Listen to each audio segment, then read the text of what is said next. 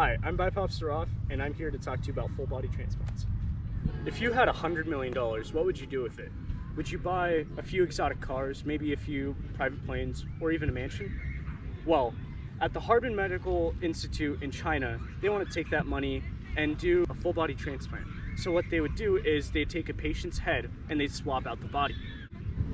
The reason why this procedure costs theoretically $100 million is because you have to fly in around 150 specialists and surgeons, and they will all be working intertwined and interconnected for 36 hours straight to complete this feat.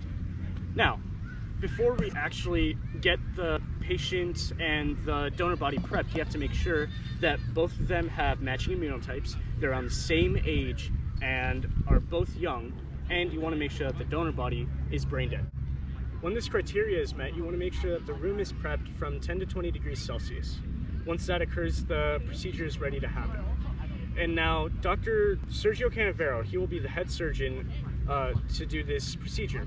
He will cut through the jugular and he will go in between the second and third vertebrae and cut through there. The same thing will happen on the donor body.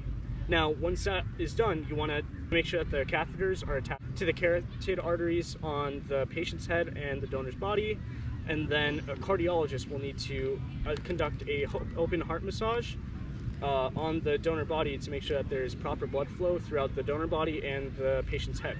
Once that is done, Dr. Sergio Canavero will take the patient's head and bring it to the donor's body, detach the catheters on both the patient's head and the donor body, and then he will fuse the second vertebrae from the patient's head and the third vertebrae from the donor's body with a glue called polyethylene glycol.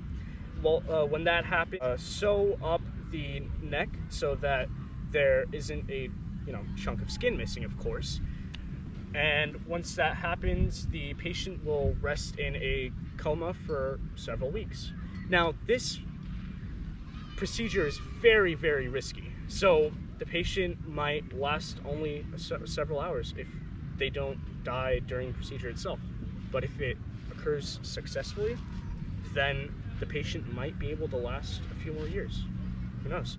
And with that $100 million, you'll be able to extend your life for a few years so that you can spend more time with your family and friends.